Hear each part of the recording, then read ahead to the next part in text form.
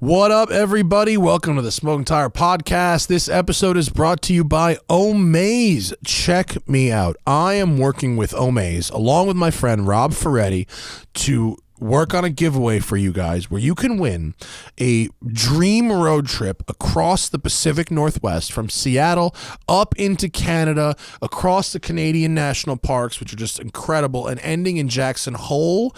I am going. It's a road trip with me. You're going to be with a friend in a C8 Corvette, brand new. I'm going to be in a Lamborghini, provided by Lamborghini. Yay. But we're going to be there together.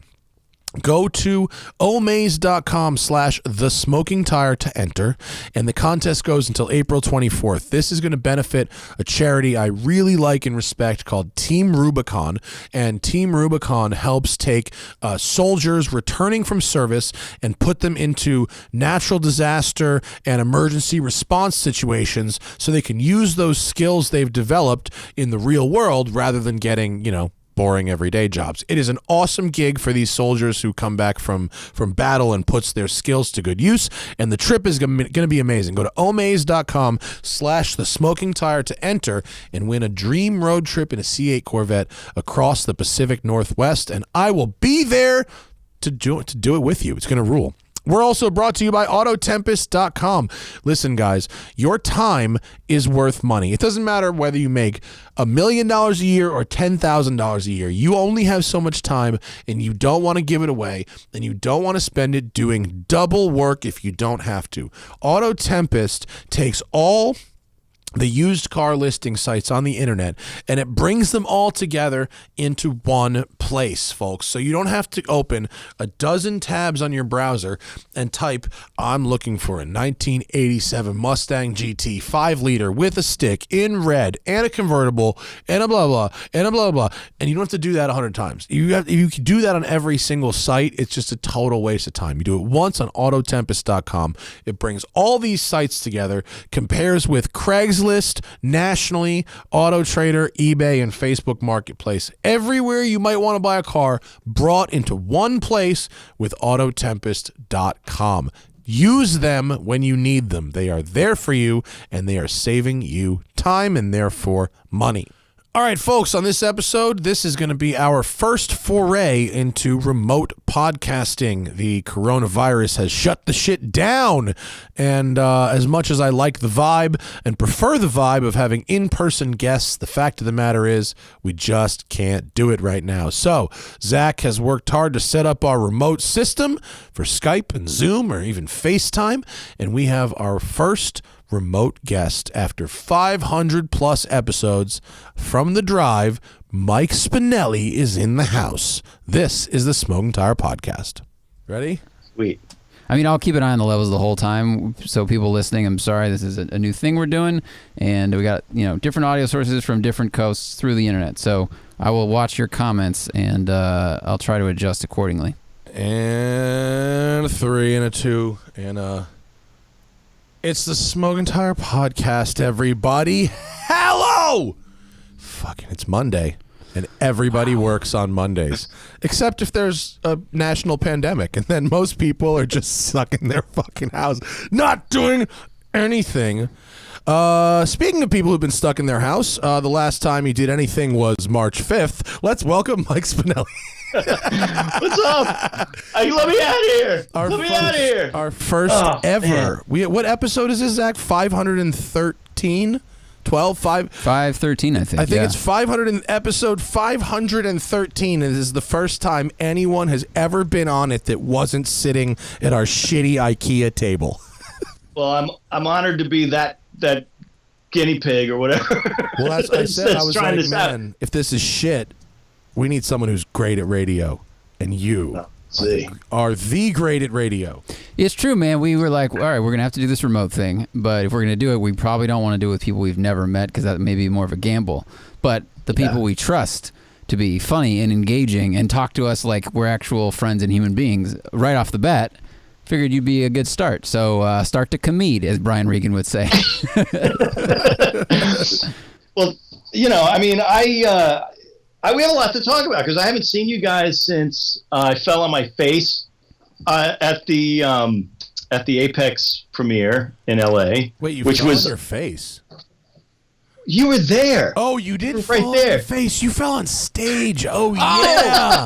God. Oh, I man. figured That was it one of was- those things I tried to forget and successfully forgot. We're gonna rip right in. You know, it's so funny because you could almost forget it because nobody got it on camera. Like everybody's got a fucking camera.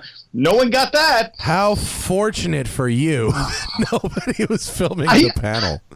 Well, what sucks is I wanted to see it because it was pretty dramatic from my end. Yeah. So I wanted to see what it looked like. And that stage was like a snare drum, really. like a wrestling ring.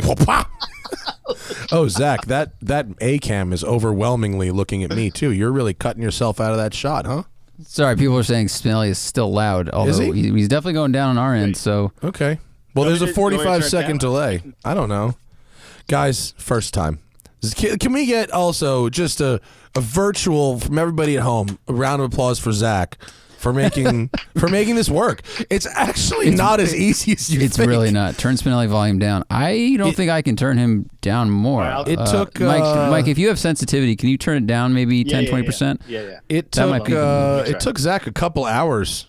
And one of those hours of me just sitting idly on the other end, so a connection existed, and it was just like, it seemed kind of challenging. There's like layers of this. A lot of layers. There are a lot of different. The Wirecast is like you could run a news station through the software, but we only need to run 2% of that. But if you hit the wrong button, you have suddenly, you're broadcasting from like Chechnya. It's like a McLaren in traffic. Spinelli. All right, hold on a second. All right, here we go. You sound fine to me. Way high. I don't understand. It sounds okay to us. I don't understand but- how everybody else it would be terrible, and for us it's just know, fine. maybe This it's more makes no direct. sense. You just Wow, that was proceed. close. Just proceed, Spinelli. What was the last thing you did outside of your home? Yeah. It's funny. It was the night of. It was March 5th, and what is it now? It's the 30th, right? So 30th. that's 25 days. 25 days, mostly indoors. The last thing I did was I interviewed Ben Collins at the Car Club, the Classic Car Club in Manhattan. Did a thing. Ben Collins, he's such a sweet man. Yes, he is. He was on this podcast, right? He was. Yeah, great guy, really great guy. We talked about a lot of stuff, and like 200 people in the room. So, like, we didn't know what was gonna happen. I came home, and 2 weeks later, I know. 2 weeks later, I wasn't sick, so I guess. Yeah, you survived dodged that bullet. major gathering. That could have been like that story I read this morning. Was like they went to choir practice 8 days later. Right. 6 of them were dead. It's like fuck. Right. I know it's bad. I mean, and I'm in New Rochelle, right, which is now famous for the Dick Van Dyke Show and coronavirus. Yeah. Ground zero. Right. So yeah, I mean, luckily, Ben was great, and we had a great time there. Everybody was like enough people in the room to have transmitted it to. Where's my math? 80,000 people or something. Oh God. If everybody's giving it to 3 people, yeah, I mean, so that would have been a disaster. So and then since then I've mostly been home, sitting like in this chair.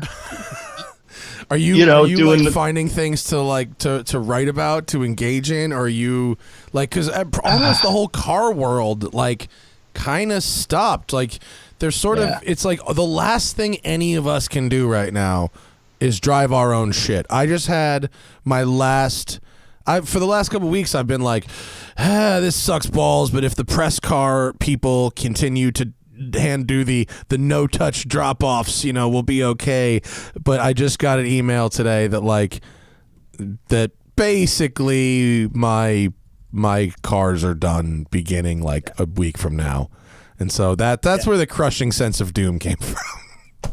Yeah, I mean, it really is like, I mean, I'm doing more of the office stuff now, but like they stopped weeks ago over here, so we haven't had anything. I know.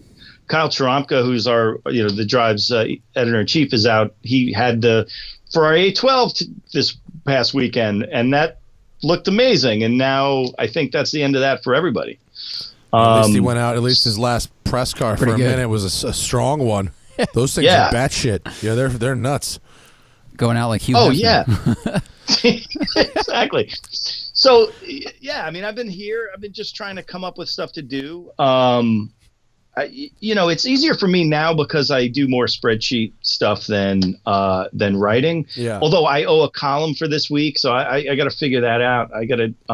But it's weird how what's crazy about being in the house for 25 days is that if you were worried that you were the slightest bit antisocial and maybe just all of that sort of introverted shit that you realized was in there somewhere, and then like 25 days goes by and you're not really that kind of freaked out by being in the house for 25 days. I know. I think there's a problem. So I don't know. I might have to reassess everything after this. There's a couple different ways to go.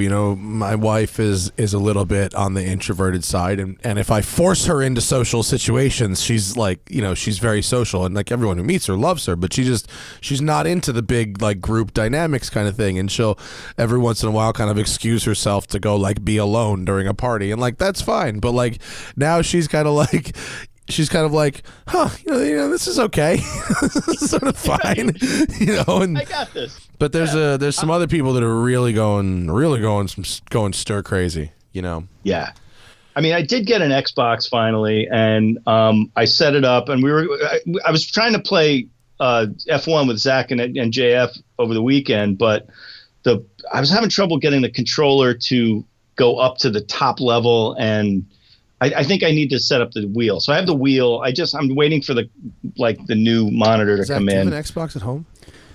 Sarah has a gaming computer, like a big one. Oh, really? And I was trying to hack an old PS3 controller to work with it, which apparently you can do, but I can't do. Oh. So I'm going to get like a USB controller. I feel kind of bad. I took the Xbox home. It was funny that it was the day of, and JF was like, "Hey, do you want to try this?" I'm so sorry. That's okay. It's the Xbox we have not used in 3 years. It's been sitting there for 3 years. I was like, well, I might as well. And I played home. I smoked through like a third of Forza 6 in the last few days. Good. Murdering. I'm really finding joy in the vintage racing online, like fucking drifting a Ferrari 250 California down like the Spa. Yeah. I'm really finding that to be enjoyable a lot.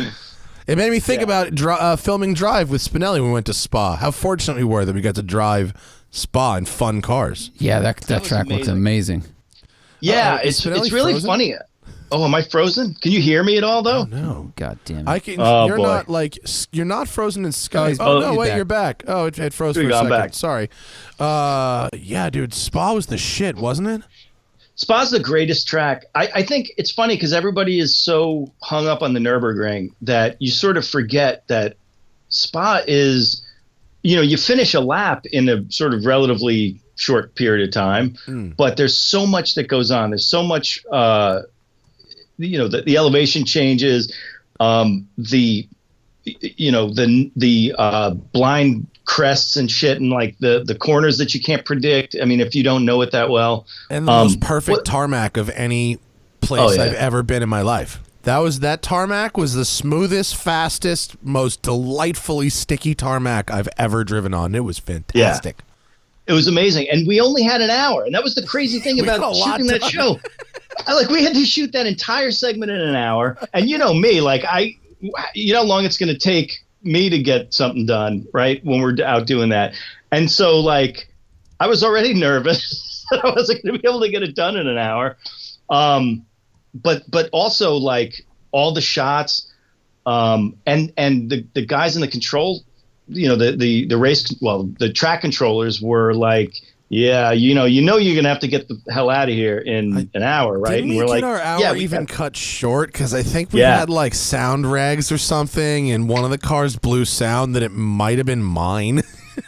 Yes, it was yours. I was driving the C63S, which I think was the loudest of the three. What were you driving, Mike?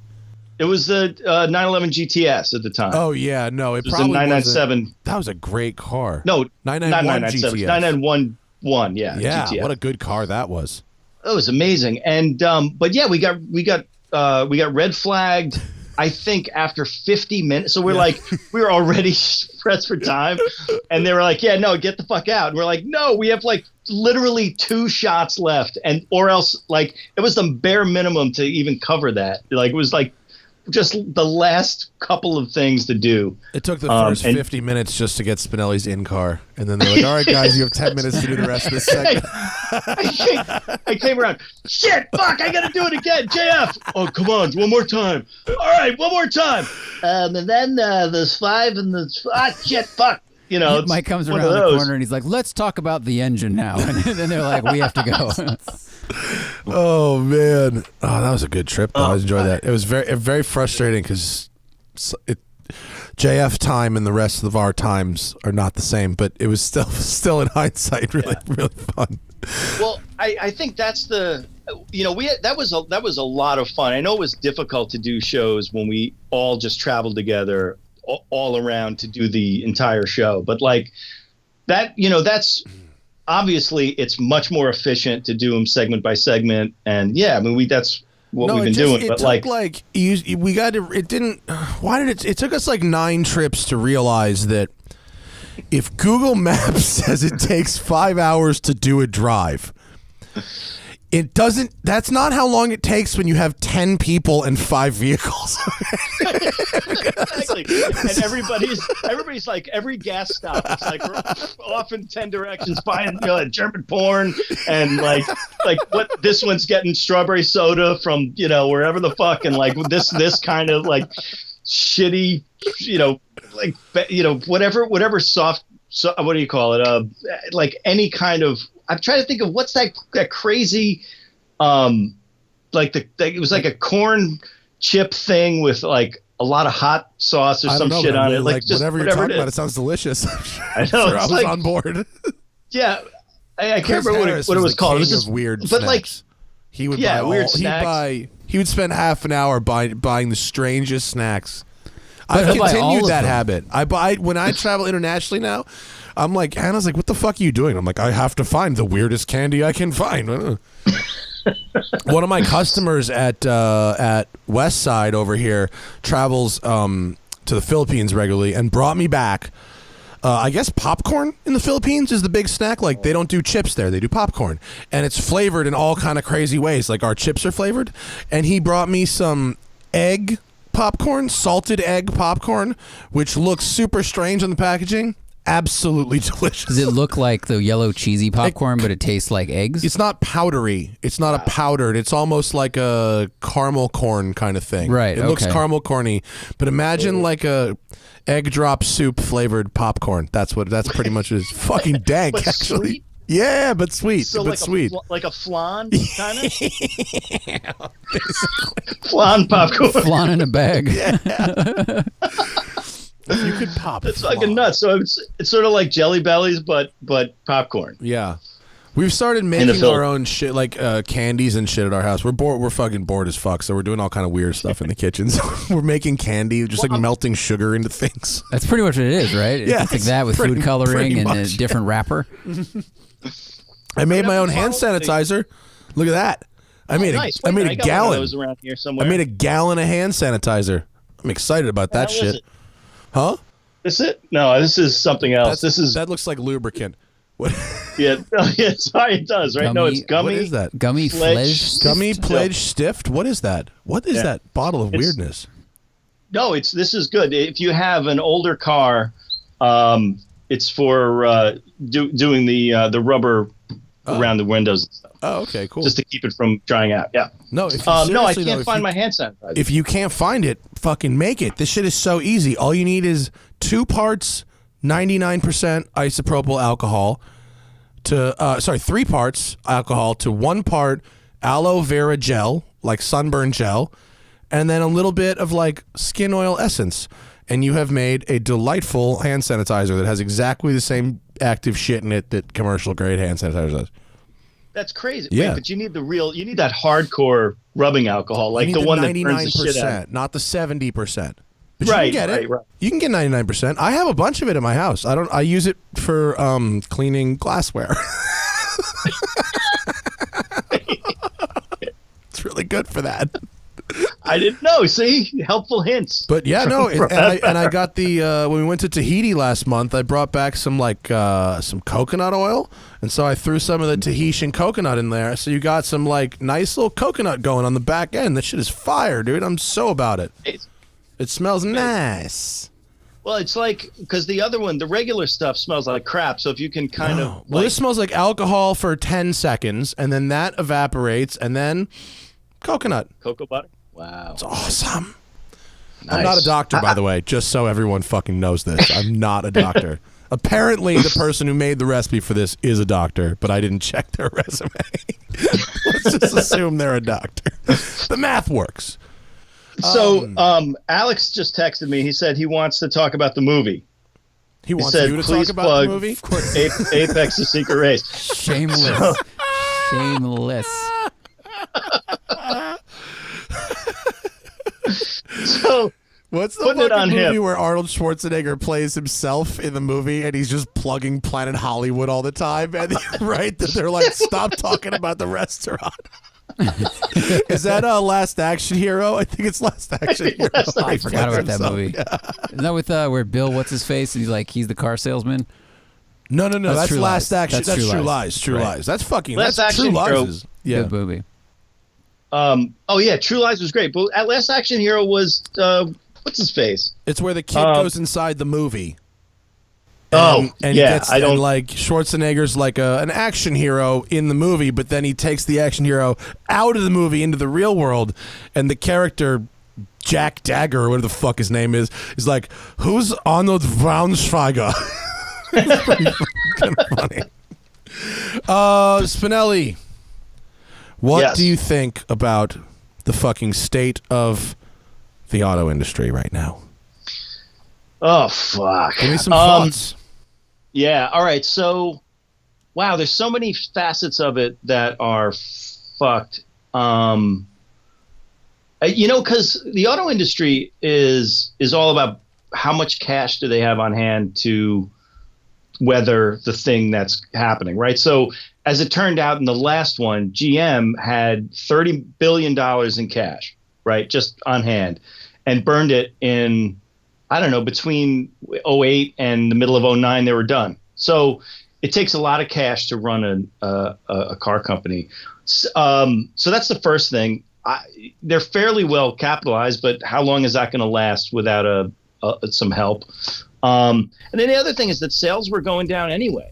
Sales were already on a slide. So I don't know. It really, it depends on how long this lasts, whether this sort of pushes demand down the road a little bit, and then there's a big pop and it makes up for it. But that's all I got. Demand, from what I gather, demand is zero right now. Yeah. Like literally, no one is buying anything. Well, was it a problem that was developing before that? Because it seemed so fast that like a month of zero demand and suddenly everyone's like, Ford is in danger of bankruptcy. Were they already having, or other companies already having financial problems, Mike, that you know of, or was this like a flash? If demand drops for a month, everything is fucked. Well, demand dropping and demand dropping to zero are different. Like in the auto industry, like a 5% loss is like a catastrophic, kind of thing. Good point. A 90% loss is like a whole other level. Yeah. They were going, so they were not going to have another, 16 million car year. They were headed toward, I don't know what it would have been by the end of the year, but it was already turning downward, right? What year was 16 million last year? Was that 2 years ago, and then it was down? That's so many fucking cars. Last year was a little cars. That's so many cars. Yeah. That's right. Think about that. That's how many fucking cars were built, right? Like, wow. That's like, yeah. That's a ton of fucking cars for one company to be selling. Not one. Well, no, that's not one company. Oh, that's the entire market. That's all of them. Yeah. That's the whole market. All. Oh, okay. Oh, sorry. I thought for a second that was the number for just GM. In case you can tell people, I don't really follow industry numbers that much. Yeah, sorry. I'm not driving a car. I don't really think about it.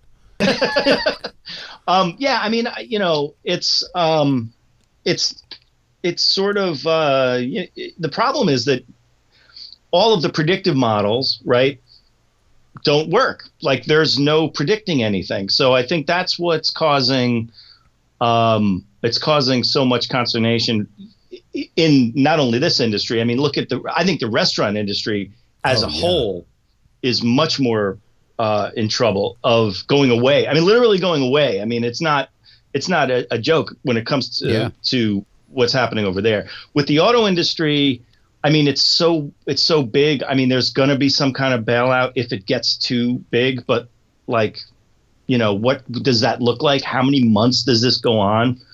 Are we just pushing demand down the road and then there is a big sort of latent demand later? I mean, that would be the best case scenario. Go through this, even if it went through the summer, if the fall, all of a sudden, everybody was back and ready to go again. And they just, deferred their purchases, that would be fine.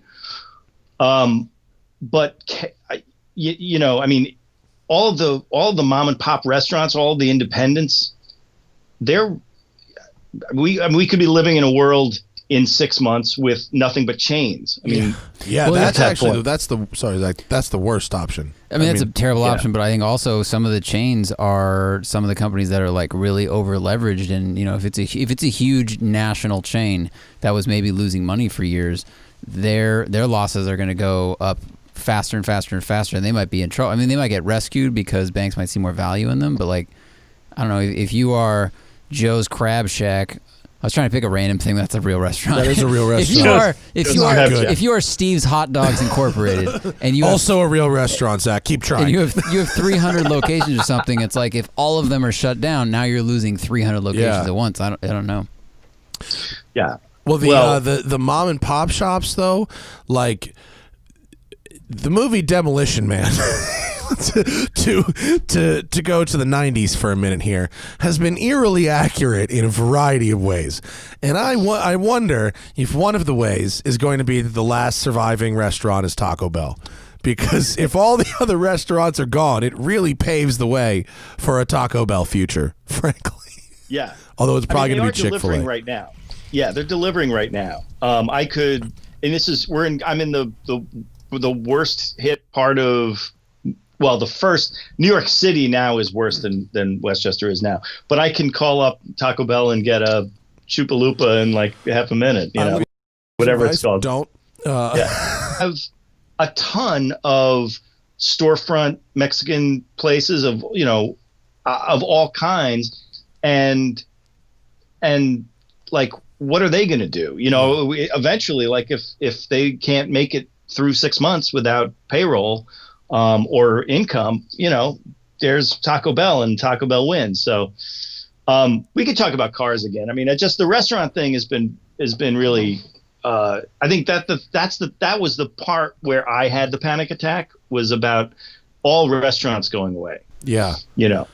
Yeah, are all good ones. I saw a really sad and poignant and good tweet the other day that was like, I wish my hobbies included more things besides like going to new restaurants. I saw that today. It's kind of funny. Like, oh, wah wah. That's me.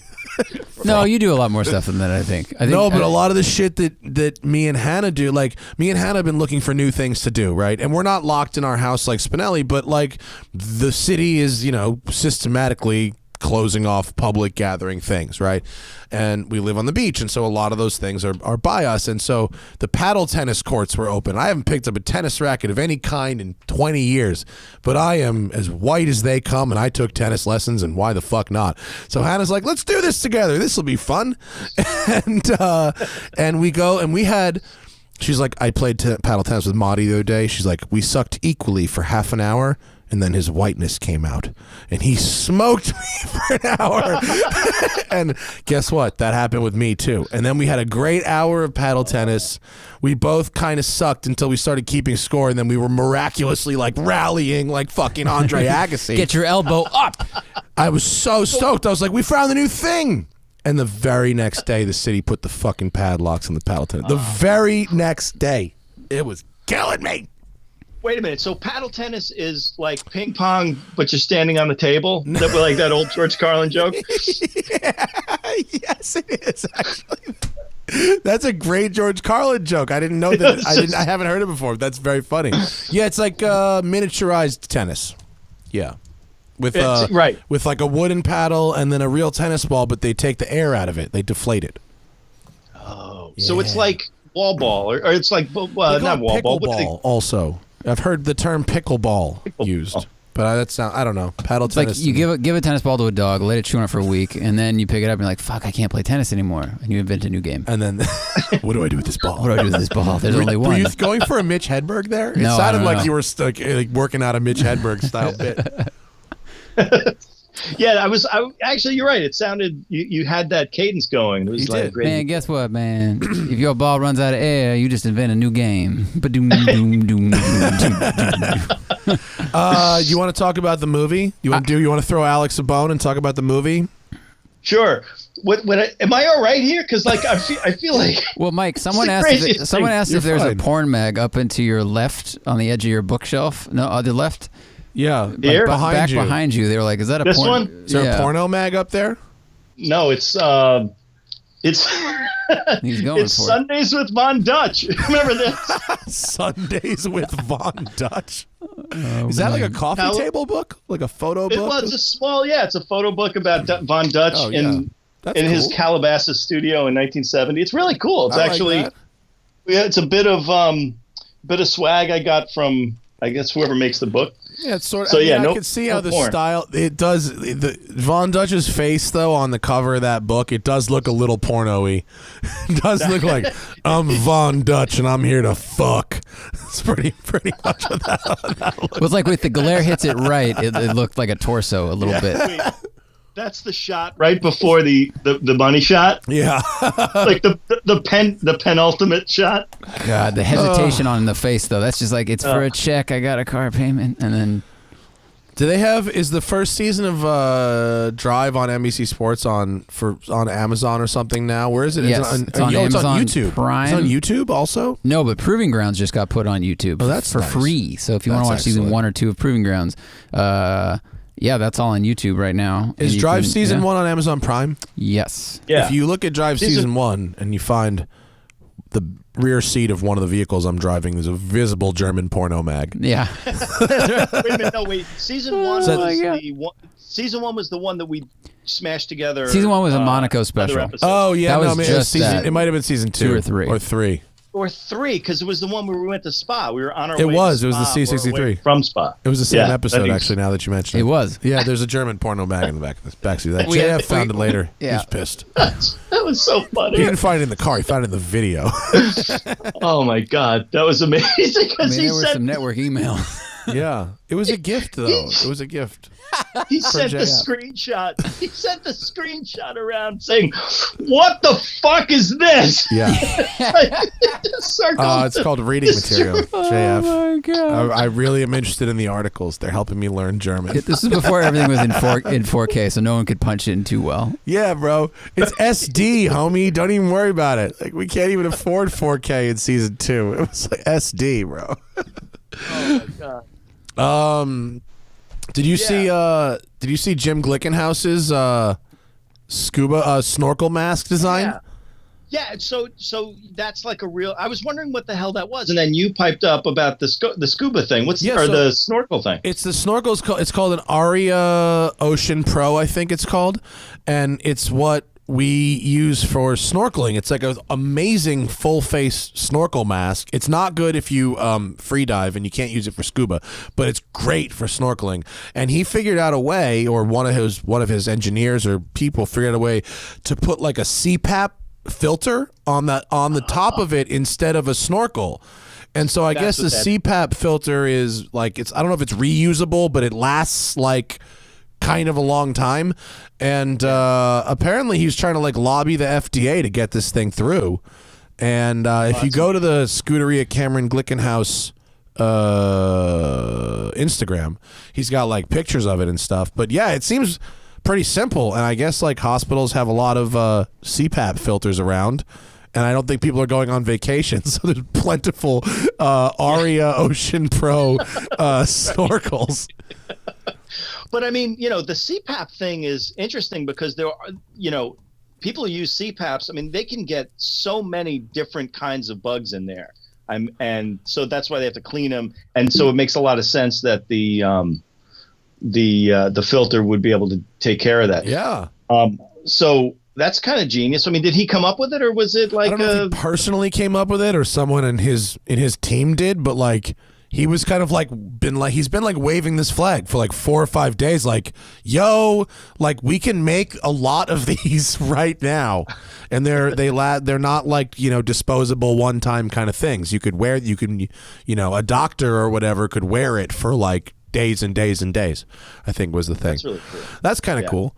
But I don't know, I guess just because like they're forcing GM to make ventilators, I guess, and stuff. But like here's like Jim over in the corner being like, hey, little guy over here, like awesome thing we're making, like can you Well, it seems like there's a bunch of people doing that. Like GM's doing it. Ford was going to repurpose like their seat coolers, and then Dyson designed a ventilator. Yeah. Like, a lot of people, I think that a lot of companies that know that they have the expertise and engineers that are just kind of available, they're like, all right, let's all pitch in and figure out a way to make this thing. Has anyone just given ventilator companies a lot of money?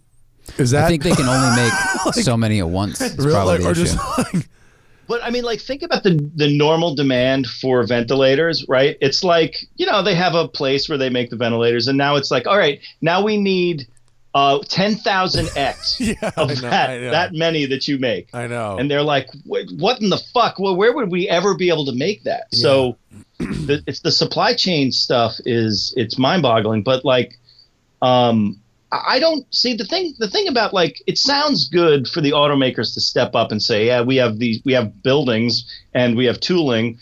I mean, I don't really I mean, I guess they have a lot of electronic stuff that they can repurpose for that, but I don't get necessarily why they would be the best to produce ventilators. I mean, think it's like leftover World War II shit where it's like we made bombers and now we're gonna make for Ford. It definitely is. For Ford, it's all like fucking we made 1,000 bombers at Willow Run and blah blah blah.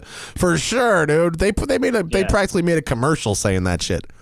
Right, that's true.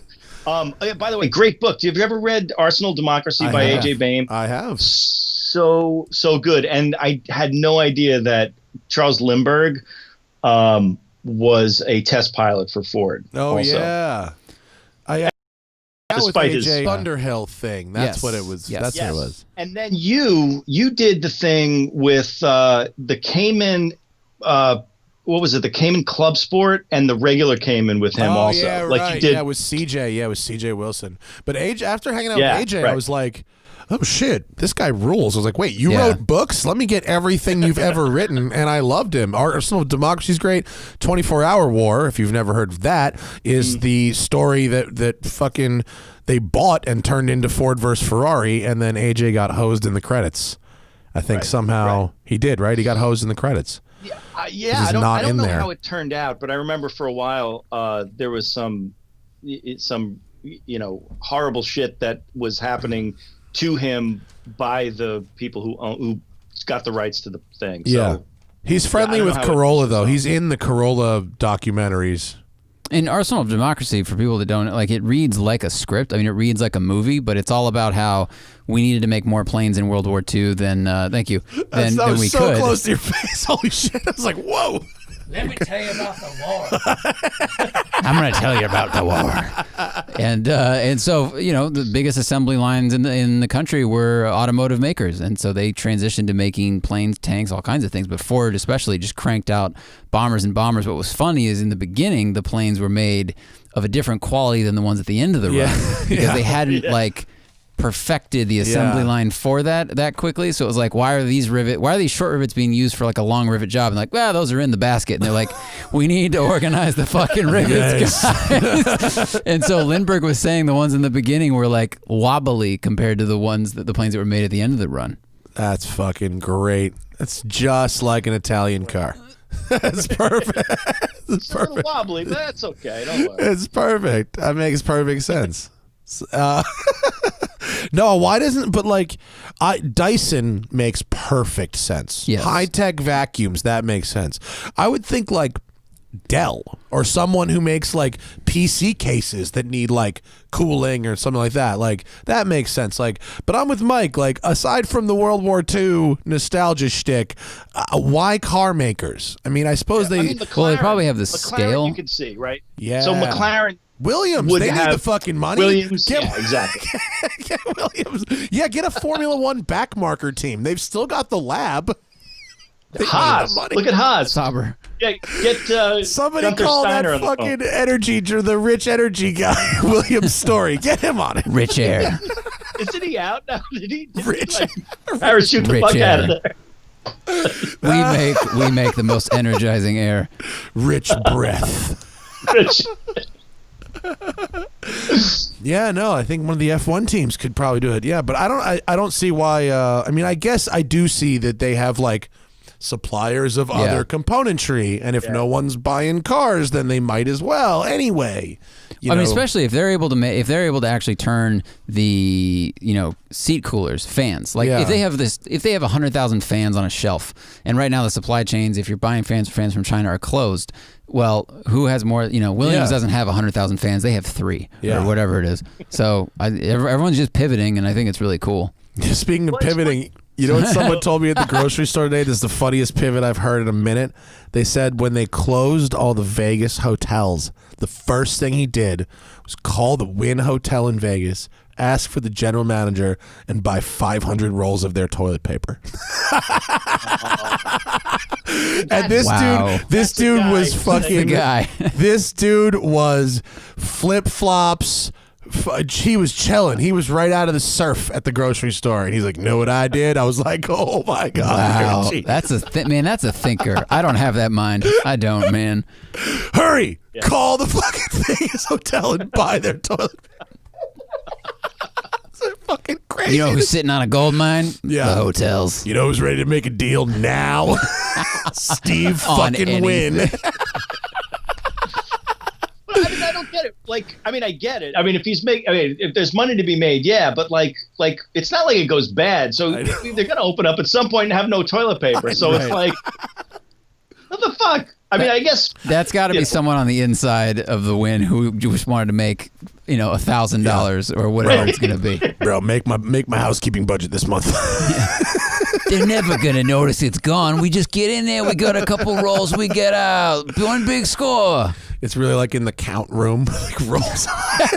It is now, yeah. Wait a minute, are we doing that? And then the screen with the split screens and the music and the Lalo Schifrin bongos and we need some bongos. That's not our vault. We had the floor painted a week ago. It's the wrong floor. Funny. Oh my God, Ocean's 11 stealing 11 TP. reference. We were, I mean, a month ago we were in Tahiti thinking about like a Guy Ritchie style heist movie involving baguettes in Bora Bora because everyone fucks with baguettes there. They're everywhere. But I think a TP one is more poignant. Right now, yeah. You just keep moving. Incredibly timely. Whoa. You like dog fighting, Turkish? Oh, dude. Wow, you went straight to Bricktop there. Oh, you didn't see his Instagram. Was he even on camera? Was that shot even on him? No, do it again. But do it again. It's on his center card. Oh, it is? His Instagram was perfect. Yeah. God, he's almost at the teeth. You like dog fighting, Turkish? If fucking Scorsese wanted to do the reverse aging for that guy, he would just hire you. You look like that dude, minus 25 years. You're perfect. Do you take sugar? No, thank you, Turkish. I'm sweet enough. I love such that. a great gremlin turtle of a person. He's just terrifying. Terrifying. Yeah. Alan Ford, the great Alan Ford, who have you ever seen him do the you ever watch the Alan Partridge stuff when Steve Coogan used to do it on in the UK? Like the original, like he came out and was like the Cockney fighter promoter, like way before they did that movie. I could see that role. A fight promoter? Yeah, definitely. Yeah. And that's what he did. It's basically that. Yeah. I mean, it's basically that. Yeah, exactly. I wonder if that's an intended continuation of that role. I mean, maybe. I was thinking it might be. What else did I want to ask you about? Apex. Story of the hypercar. Hey, Alex. We'll talk about Apex. Where it just is streaming somewhere new, right? Alex sent me a thing that said it's streaming somewhere new. France and Germany. Oh. It's streaming. Oh, that's okay. Is it really? Is that really it? I think that's it. Oh, Yeah. okay. There's a new trailer that JF did, I think, or somebody did. We can't play it, or we'll get sued by our own friends. And the inadvertent, like, automated suing system that is YouTube. Oh, that's right. Yeah. Yeah, I know. Fully automated takedown notices for us, dude. Yeah. But there's an than- Instagram for it. Apex1_. Huh. Yeah. Which, do I follow them? I probably should. Probably should. Yeah, there you go. Oh, we can play it from Instagram. Yeah. And look at Zach's just covering Spinelli's face on this screen. The Nürburgring. Oh, this is the story of the hypercar. This That's is the story of the hypercar, which is on Netflix right now. which is the other Apex movie. Alex is there. it's We go. the one It's about- available in France and Germany now. It's about racing cross country. That's really loud. And it has some of the most ridiculous characters ever in it. Our podcast with help me, Zach. I'm blanking. David Morse. David Morse, thank you. Was really fun. He was on stage when I fell on my face. Also. He was. Yes, he was. I just turned around. I'm like, why is Spinelli laying on the ground? And Spinelli just looked up at me like, what happened?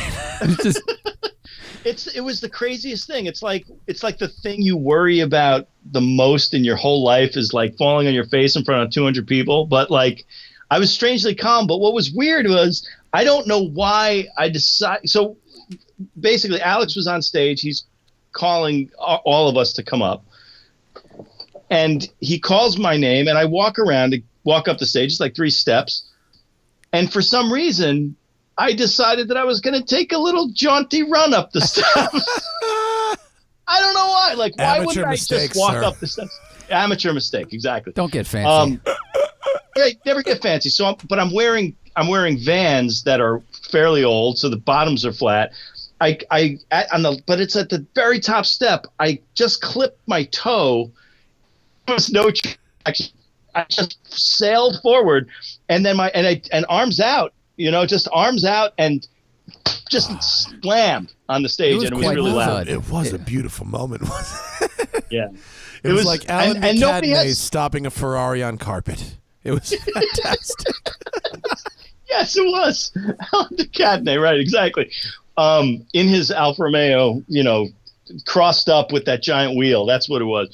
No, I got my bell rung too. So as we were sitting there and you guys were talking to David Morse, I was sitting there like with this dopey smile on my face going, ow. Is that why you were Inside, it quiet was the just- whole time? Yeah, he was uncharacteristically quiet during the panel. Were you just going wah wah wah wah wah wah wah in your own head?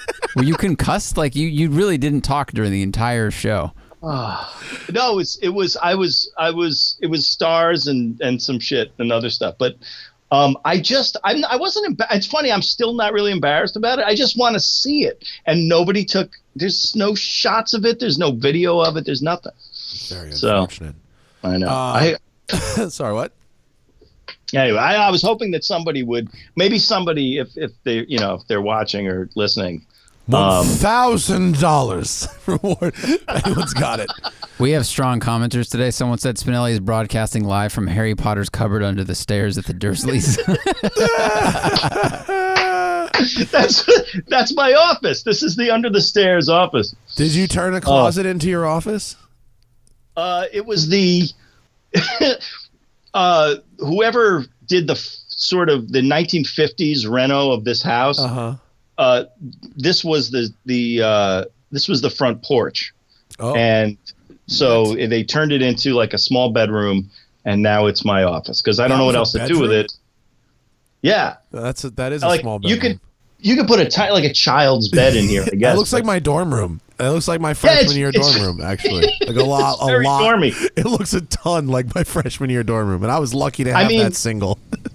So like on this side, well, I'll show you. This is the cool side with the just a wall of porn. just absolutely all the wallpaper. No, it's like I have a very cool shelving unit in front of me. It looks like it looks like an evidence locker for the yeah, all the same, all the boxes are the same color. Yeah. I like that you're like, I have a cool shelving unit. It's like, that's just a shelf, man. You really raised my expectations, only to send them crashing to the ground. That is not a creative storage solution. What would it have looked like? No, but seriously, like, think about it. Like, what better? Like, what were you expecting? It's like, exactly, what could no, it's exactly have it. No, it's Mike, on brand, 100%. Mike, it's exactly like the shelves behind you.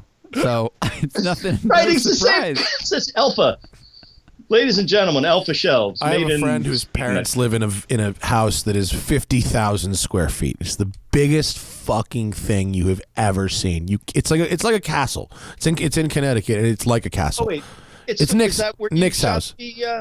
Yeah, I shot a thing there. Yeah, for Drive. That's that Japanese Subaru we shot there. Yeah. It's ridiculous. It's so enormous, and it's a husband and wife in their I don't know, like 60s. They live there, and the wife, her office in that house is the size of your office, and it's like stacked to the ceiling with like decorating magazines and all kinds of shit. And she has all the space in the universe, and she's in the room. She's like, I just feel comfortable in here. I feel cozy in here, you know. Yeah, no, it's preferable. It does look cozy. I like it. And like, I haven't left it, so probably smells really good. It smells great. Yeah. There's Febreze somewhere around here. I'll take care of that. How's your Jaguar that we kind of made you buy? It's doing great. It's just that it sucks because I did the dampers. It's doing so well because it's got those cats adjustables, which it's kind of rudimentary. It's sort of like early on, right after I guess Mercedes did it, then they did those, but they were feeling a little wonky, so I just did them all, and it was just everything was completely dialed in, and then fucking coronavirus, so it hasn't been out of the garage. Can you not just like leave your house, go for a point A to point A drive? You can't do that? I can, but here's the wrinkle, right? The garage that I rent, so like we rent a garage space, 2 garage spaces, 2 parking spaces from Mrs. Colludi. Mrs. Colludi is like the stereotypical Italian lady that owns like 40 houses. Right? Wow. Like, like they have all of their sons have a separate landscaping company. This is Peter and Paulie and Peter Jr. and Petey. Paulie Jr. and Petey and John Paul and Exactly. So like I rent their garage, and so the son came, Vic came up to me. He goes, listen, we're going to rent the house where the garage is. I want you to have the garage. Just understand that you're going to be the guy. You're my guy. I said, all right, that's fine. He goes, well, but the person that lives in the apartment now, she has to park in front of your garage. But she's very nice, and anytime you want her to move the car, just text her. She's fine, and she'll move the car. And that was working fine. The problem is she's a nurse. Oh God! Oh no! So she's been real busy, and I am not in the mood to fuck with her and say, I mean, in practical terms, does she take her car to work, and then your car's not blocked in, and you can just go? No, because. I'm sorry to. I don't know. I know she's been sleeping at work. Yeah, I have a logistical problems with it, and it's really only like, I think if I texted her, she probably has a day off. She would totally move it, but like, I don't know. Like, I feel weird about it. You can text. Honestly, I think this is a hurdle you can overcome. I think that she's having probably a very difficult few weeks at work, but she could probably find a minute to shuffle her car out of her way. Well, as we've learned, small steps sometimes thwart Mike Spinelli. So. Well, you gotta drive the car. I will do it. Yeah, I'll get over Jaguar it. I guess exercise day, bro. This is how you keep shit from breaking on that fucking thing, man. I know. You're right. It's only been a month, so it's okay. It's probably okay. Bro, you are hitting. You're running up against that red line of it's gonna tell you to go fuck yourself the next time you try to drive it. I have a British car. I know this. I know. I have weekly Italian car exercise day and then bi-weekly British car exercise day. And the German car I have, it don't give a fuck. It couldn't care less. It's good. Well, so the other thing I got to deal with now is we have a BMW 8 Series that the company owns that Perlman bought. That you met Andrew Perlman. Yeah. That we bought. That was a Japanese model or Japanese import model. Is it a nice one? It's not bad. It could use it's a nice detail and like a manual swap. I mean, I don't know. It's 850 automatic. Yes. So I have to figure out what to do with that thing too. So wait, so Perlman, who is the owner of the company, bought it for the drive to fuck around, or because he wants it? Well, he weren't sure. He got a really good deal on it, and he had already owned that AMG pre-merger AMG E-Class wagon that he just sold. And so we were talking with BMW Classic about doing some stuff to it and like coming up with a project. And then getting the company sort of business healthy was sort of the more important thing. So we sort of started focusing on that. But now he's moving to Miami, and there's nothing business healthy about a BMW 850. Exactly right. Nothing. Right. So that's the thing. We have to figure out what to do with it. I mean, I don't know. I mean, it drives pretty nicely. I mean, it's like a. Wait, so it works? It's just tired? Yeah, it works. It's not. I mean, it's got relatively low miles. The various ECUs, one for each bank of cylinders, works. Yeah. Well, if they're working now, you're okay. Those are redundancies. Yeah. It's like a spaceship. Yeah, kind of. I've driven an 850. They're not bad to drive. They're pretty cool. They're I mean, they're heavy, but they're generally like pleasant to cruise in. They're pretty rad.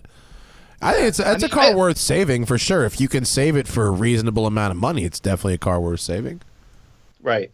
I mean, I think it's funny because I thought it would drive more like a 928, but it really doesn't. It has its own character to it. It doesn't feel as, it doesn't even like it, but it does have a kind of a sturdy, heavy bank faulty feel to it. So it's but it's at that, and it's V12. It's like it's like butter. It's like butter. Good smooth engine. It's very nice and smooth. Nice and smooth. It drove a lot like the Mercedes SL I had, the R129 SL. Similar vibe, similarly hefty. Yeah. And like heavy front, little wobbly. Yeah. They're so good looking though. The 850, so good looking. Really good looking. And if you want hard to get tires. Oh, really? Yeah, hard to get tires in the original rims. Even Pirelli, their reissues that they're not making them. So it's like, I think he found. I haven't seen what tires he got on them. He finally found some tires and put them on, but that helped. Yeah, no, tires I'm sure would be good. But if are they like 16s or something, it's probably like really hard to find. Yeah, I think they are. I can't. Yeah, I don't think they're 17s. I think there's. I don't know actually. They might be 17s, but either 16s and 17s they're kind of tough. Hard to find sidewall, right? Yeah. You got Mickey Thompson. That's pretty much some sticky Cooper tires on there, with 6-inch sidewall, and put that on your 850. That works well. Well, but so for all intents and purposes, is that like kind of yours right now? Like you got keys to that? I mean, I'm gonna pretty soon, so I got to figure out what to do with it. I mean, call Matt Figliola. AI Design has probably some ideas. Yeah, I'm sure Larry would like to make a video out of detailing it. Yeah, I'll call Larry. Yeah, I'll call the usual suspects and see. Like, I mean, the thing is, like, Larry's doing so many really hardcore I'm really like excited about when he does these, the barn find thing. I mean, like the cars aren't perfect when he's done. Like, obviously, but like the amount, the amount of sort of at least visual refurbishment he can do in an afternoon or 2 days, whatever it takes, is amazing. It really is cool. I think he's nailing it on that stuff. It's great as long as you can't smell what's going on in those cars.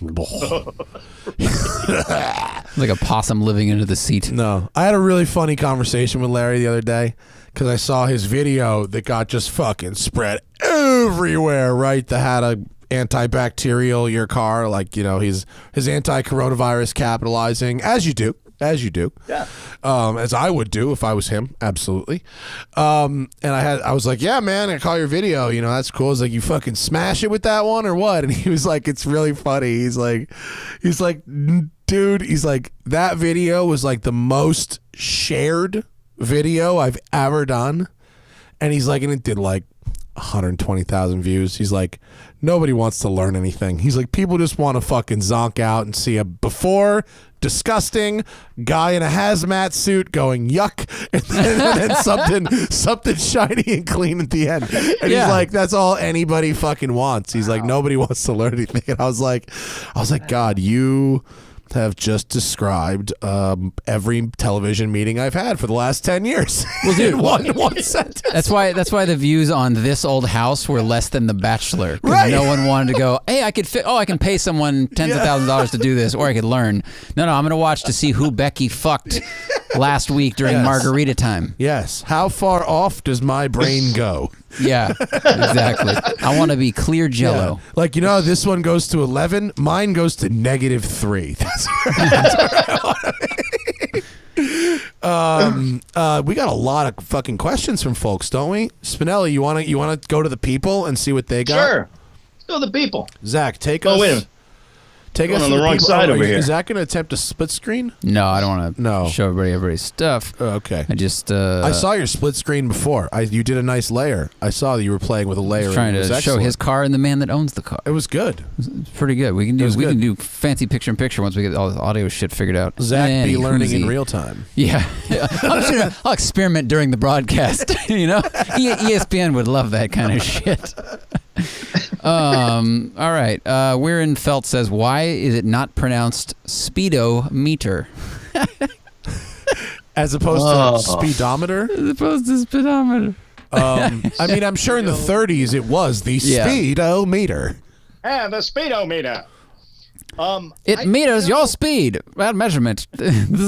Speed scale doesn't really roll off the tongue as well.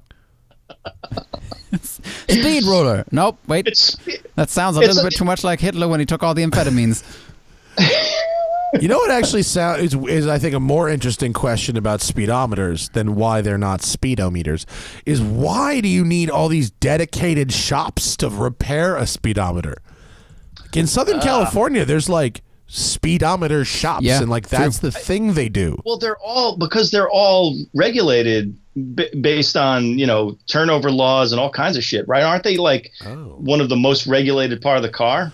I mean, I suppose they are when the cars are built. It doesn't occur to me. No, I mean, even after, well, I think because they were there was a big thing where, you know, people or shops and stuff were turning back the mileage back in the 50s, 60s, 70s. That shit's ongoing now. I can think of 3 people I know offhand that regularly roll back their hypercar odometers. You just need a keyboard. You just need a keyboard now.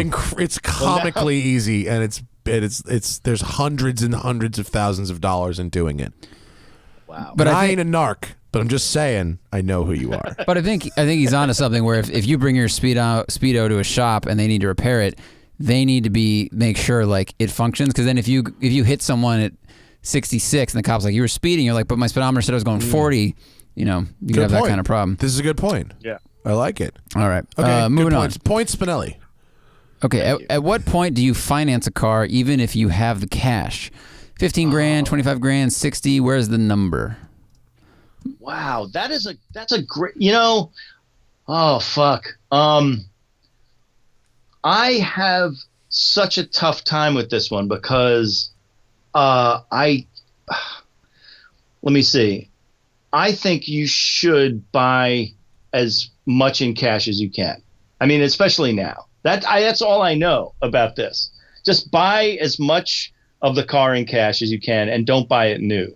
So let somebody else pay the depreciation and then just buy as much car as you can in cash and then finance as little as possible. But I don't know. Does that sound reasonable? Spinelli just described how I personally like to operate wherever possible. Just pay for the thing and then you own it. And then you don't have to think about it anymore. However, that's not how rich folks think. Rich folks think, is my can I make more on this money doing something else with it than I can by giving it all to this person for this car? Mm-hmm. And so that makes sense. If the interest rates on a loan are less than you can make with that money, if the loan is 1%, but you can get a 4% return on that money in a blah, blah, blah, blah, blah, then you take the loan even if you can't afford it. That's how rich people get richer. True. That makes sense. Yeah. There's also, I mean, there are also like a lot of posts on like NerdWallet and other places where they compare the numbers of leasing versus buying in cash versus financing, and it's the same thing. It really depends on how much money you have and the interest rate, and whether or not you should because they've done some things where if you're buying a $15,000 car, you're better off saving, buying it in cash, and then saving up for the next car, because if you go into payments and your interest rate isn't very good, you're going to spend way more than $15,000 on that car. Obviously, Right. we all know how that works, but it's just something you need to consider. Yeah, in order to make that math work, you need to have good enough credit where your money's interest rate or your money's the amount you're earning on your money is more than the interest you're paying on any car loan. Yeah, and you also need to have an investment vehicle where you're making that kind of Correct. return. Yes, yeah. correct. So Right. Unless it's 2010 and you're buying an air-cooled 911. Yeah. Then you just buy it all in cash. I just if I have the money, I prefer to save and then own the car and not have to think about it, but that's not how the rich get richer. That's just how my brain stays clear of bullshit. I agree. Justin Hobbs says, thanks for keeping this going, and do you think cars or watches will get a bit cheaper after this is over? I don't know about after this is over. I mean, there's definitely going to be a hit on certain segments of the watch market for sure. On the other hand, people are sitting at home buying online. So, yeah. I don't know. Have you been market watching, Spin? Oh, well, right now, yeah, I have been. I've been watching Bring a Trailer every day, and I can't come up with a clear picture of how many sales aren't going through because they're not making the number that the seller wanted. So I don't know, but I mean, I think people with cash now are going to be looking for bargains. So J.G. Wentworth. Yeah, right. 877 cash now. Uh-oh. Oh, no. No, he's back. Spinelli dropped out after cash now. You here? You there? You are. I got you. You're good. All right, cool. I agree with you. I think, if you own hard assets now, it doesn't really matter what the economy does. You own those things, and you will continue to own those things. If your wealth and, stress level is based on the fact that, I'm in the market and the market's way down and you're having a panic attack, you may consider selling some of that. It's not the guy with 10 cars who's selling. It's the guy with 3. He's selling that third car. Oh, man, shit was doing well. Let me get this base Carrera cab. With Tiptronic. It's white. Wow. It's white with chrome wheels, but I think it's going to go somewhere. These Porsches are going up in value. That sucks. That sucks. All right, wait a minute. Here's a question. All right, wait. This is a question would you ask a question, Mike? I know, but can I owe it to you? Yeah. All right. Would you, if a car you really wanted and the one came up that was the one in every way but the color, and it was a color that you hated. I don't remember whether we've talked about this here, but would you buy the car with the color you hated? No. Even if everything else was perfect? No, because I have to look at it every time I walk up to it or walk away from it, and I like knowing what it looks like when I drive. I mean, I could have bought a black M3 for a lot less money or a silver one, and I have to look at it all the time. And people go wrap it. It's like wraps aren't inexpensive, and repainting a car is $8,000 to $15,000 if you do a good job. So I would say no. If I found the color truly offensive, no, unless the car was like rare enough that you literally couldn't find another one somewhere. But like, I'd buy a car that was, if the car was rare and special enough, I would buy a car that I might not love, a color that I might not love, to get that car. But like, typically, investment and driving, I guess, would be different things. Either way. I mean, either way. Because the bad colors usually depreciate first, is what I'm saying. So in everything but an Italian car, like there's the red tax, like the guards red tax on 911s. So like, yeah, I mean, I don't know. I mean, I think those would obviously give you the most bang right now, I suppose, if those are the ones that start to creep downward first. I mean, my 911 was a low price because it was a weird color and it wasn't photographed well.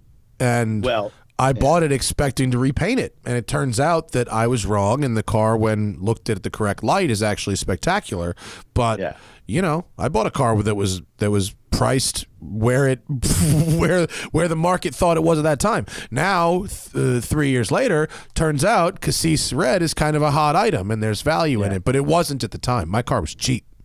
It's interesting because I love that color. Like that's a, you know, and then you put bus seats in it, which are amazing. But like Rogan and John Ward just spent 20 minutes talking shit about my seats on the Joe Rogan podcast last week. He was like, "They're nasty." Well, I remember when you were on with him, you talking about the bus seats, and he was like, "What? What are you talking about?" He wears a fanny pack. He doesn't get to talk shit about my bus seats. All right. Greg Howard says, any advice, equipment recommendations for capturing good car exhaust audio? I will say you can use a wired lav. It's just all about the placement. So you can buy a $20 like Rode microphone on the internet and plug it into your iPhone or any other digital recorder, but it's just about placing the microphone near the exhaust, but not in the airstream. Yeah, we found after a while it was a foot distance from the tip and at a foot away at like a 45-degree angle. Yeah. But the real trick to capturing exhaust is that it pretty much doesn't work at all above 55 miles an hour. That's the real problem. Eventually, wind just takes over. True. And so the trick is it's overdubbed from low speed capture most of the time. Yeah, second and third gear pulls are really nice because then the wind just gets really strong in the back of the car. Yeah. Or you know, I like another way to get it is to have it in your trunk, kind of like near where the spare tire area is. If nothing's rattling around, you can get it pretty close to the exhaust, but out of the wind. True. Yeah. Very true. Home Run says, thanks for the entertainment. You should start a new channel, The Smoking Kitchen. We discussed that last time. Smoking Fryer, guys. The Smoking Fryer is the better name. It has to. One of the words has to rhyme. Yes. That's how naming things work. Wiley says, donated for Clapman's audio pane. I appreciate that. I'm going to be spending some more time refining this later. And let's see. That's okay. This works. For the first go, this works great. Pretty stoked. And let's see. Levante review is fire. Felt like it was the first non-mainstream Italian car you enjoyed. Spin, have you driven the Maserati Levante Trofeo? No, I have not, but I did want to talk about it with you because the last Maserati I drove was the latest Quattroporte, and I didn't hate it, but I really want to hear what you think about. Well, I mean, I'm going to go watch. I haven't watched the video yet. But, I know you're not going to watch the video. We don't watch each other's videos. It's okay. We've covered this. We know. It's all right. No one from you, me, Johnny, Doug, Tyler Hoover. I've talked to all these. None of us watch each other's shit, and none of us care. If we want to learn, if you want to know what I have to think about a car, you're going to text me. Like, you'll get the 2 cents. Well, I watched. I mean, once in a while, but I mean, I did watch the one with the guy with the Jag with the manual swap. The professor of 4 years ago. Carl, yeah, right, which was 4 years ago. Carmuth, yeah. But so the Levante, we talked about it a bunch in the last show. I mean, it just dynamically, it was really, really good. It was really fast and really fun, and had the right amount of suspension travel and the right amount of grip, and you know, every car can use a little more brakes, but the brakes were more than satisfactory for what they were. And you know, with automatic gearboxes, like, you know, the ZF can be good or it can be bad, or it could be average or it can be great. And this was some of the better tuning I've seen of it. And paddles were really nice. Yeah. Big metal paddles stayed in place. Reacted quick. The transmission reacted really quickly to it. It just impressive. It was impressive. And you know, the interior was a little bit behind. I'm driving a Volvo XC90 Inscription right now, which is the really nice one, and it's fucking nice. It's nice, man. right? A Volvo XC90 is like a Range Rover for people without road rage. Fuck, that's true. Yeah, it's just but the interior is like being in a Swedish furniture shop. You know, it's like. The material selection is so good. It has a leather wrapped iPhone cord that matches the interior. It's sick. Yeah. I really like it. It's like if you're willing to admit the fact that most of your life happens under 100 miles an hour. And you don't actually need a 600 horsepower SUV. The XC90 is the shit. Yeah, so totally. Great. More like 10 miles at a time. You know, I live my life 10 miles at a time, 35 miles. I live my life in rechargeable EV mode at a time. I like plug-in mode. Plug-in mode is good. 20 miles of EV, that covers a lot. In LA, 20 miles of EV covers a lot of driving. The whole city's 12 miles across, right? Yeah. I mean, it's totally good. Yeah. Spin, we got an industry question. What do you think about everybody leaving GMG? Do you think Jalopnik will survive Jim Spanfeller? Oh man, I really hope so. I'm always pulling for those guys. Like I still feel like some connection to that place. Yeah, I don't know. The Spanfeller thing is really weird because if you saw the latest letter that he sent out to them, yeah, he has no tone. I don't think he cares that much about the content, other than do people read it and does it make money? I mean, okay, I get that that's an important part of the business. But the thing that made all of those sites interesting to begin with was the freedom that the writers had, and you know, yeah, they went down to dark places, and they did things that I thought were fucked up.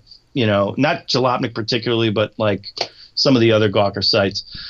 But I'm always pulling for them, and I think the loss of Deadspin. I didn't really read Deadspin for sports. I read it for Deadspin, you know, and I think that never read anything fucking sports related on Deadspin unless it was like an athlete doing something completely unrelated to sports that was somehow interesting to the rest of society. Yeah, I mean, you know, the whole point of Gawker, and from the very beginning, from when we started Jalopnik, was not what's happening; it's what else is happening. You know, and eventually we started covering what's happening, but we started covering what else is happening because that was what Nick Denton's original charter for the place was, right? It's like, you know, it's not the breaking news so much as here are some other peripheral things that are happening, and here's some other cool shit that's going on, or here's some terrible shit that's going on. And sometimes they lived up to it, and sometimes they didn't. I just feel like there was a place for Gawker, and because, you know, somebody got burned by them, like a lot of people did, and they created some ill will, and they were a little bit, you know, fucky sometimes. They lost the business, you know, and I think that's a shame because, you know, you piss off a billionaire, and next thing you know, Hulk Hogan's fucking walking around with your 401k, you know. So, you know, like I think the whole thing of it is so fraught for me. You know what I mean? Like it's hard to really be sort of look at it with clear eyes, but I hope they make it. I just saw Kristen left and is going to Business Insider, which I hope is an upgrade. I love Kristen. She rules. Yeah, I agree.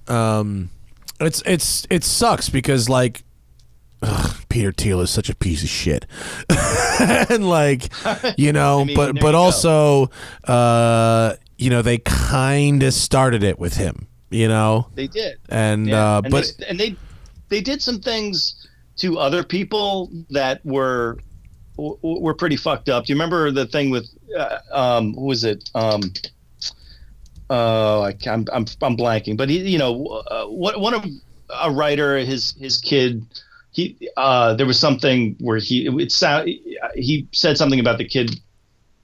It sounded very like it was like a New York sort of hipster thing that he said. I don't know. It's something, but then everybody piled on his kid. I don't remember exactly what happened. I don't know. That one will come to you the second we end this show. Exactly. I can't believe I'm blanking, but like they have done things that were remarkably bad to people. Yeah. You know, Yeah. I agree, but I just I think it's when you find out how the whole thing went down, you go, oof, that's a lot of power someone has, huh? Well, that's you know, it's sad, and also like the more recent events with what happened at Deadspin are what a disaster. Yeah. Huh? Oh, with the whole staff quitting. That's what we're talking about. I didn't mean more recent than the entire staff quitting. That was the most recent I got. I haven't looked at Deadspin since then, unfortunately. Yeah. I mean, you don't create an institution by just being popular.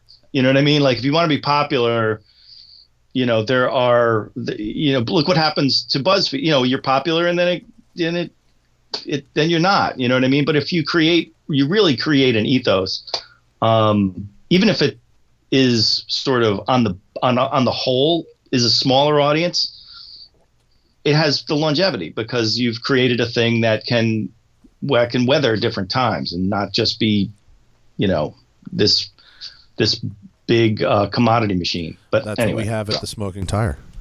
Yes, it is. That's one of the things that I think works in our favor is that it's you know, we didn't go from 0 to 900,000 plus subscribers in a year. We went there 10% growth year over year for a decade. And when that happens, you know, even if your popularity peaks and goes, you know, down, which I'm more than willing to admit that mine has, the decline is much slower, and you can find ways to parachute it and really ride it out and settle at a level that maybe is, you know, south of your peak, but where you still have a very engaged and very real, loyal audience.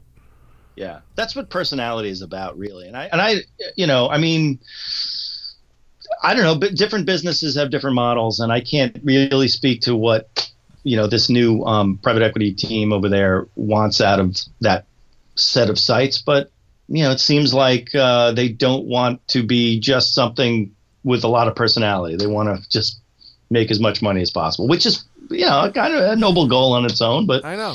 And a lot of people would say it would be like, that's the point, Mike.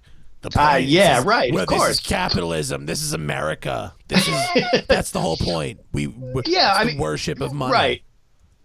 Yeah, but there are different models for making money. You know what I mean? Like there are more than one site. If every one of those sites has, is, I don't know, whatever. It's it's very different when you go from being a niche to a mainstream organization. It's just a lot of things have to change. So yeah, I get it. Yeah. Well, you basically, you know, you've seen that sort of at the Drive, going from a very small to a big organization. Yeah. What else you got, Zach? If Hollywood remade the movie Toys today, what modern truck would LL Cool J drive instead of the LM002?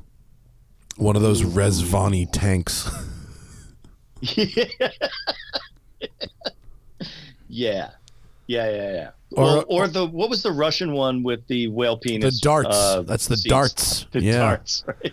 Whale penis. So if it was a couple of years ago, it would have been that. But now it's the Rezvani tank. I got a friend of mine inquired about getting a Gurkha for real. It was like, really, like, can you hook this up? And I was like, I mean, I'll hit up the PR guy because they don't like post their prices or anything. So I have the spec sheet and option list for a Gurkha, which is hilarious. Like you can get like $70,000 in lights on this thing. Jesus. There's different like levels of armoring. You can check one box that's $75,000. It turns the whole back into like a limo. I've seen those photos. It's so weird. It's so crazy. It's so weird when the exterior just looks like a submarine, and then the inside is just luxury. Yeah, base price $285,000. But you could, I mean, you could get the options, dude. You could get this thing well over $400,000 to $500,000. Well over. You wouldn't even have to try that hard. It's all kind of shit. You get a turret. You get a turret. Price. It's like 40 G's. You get a turret. You gotta have a turret. I mean, anything with a turret Now, did the LMO02s?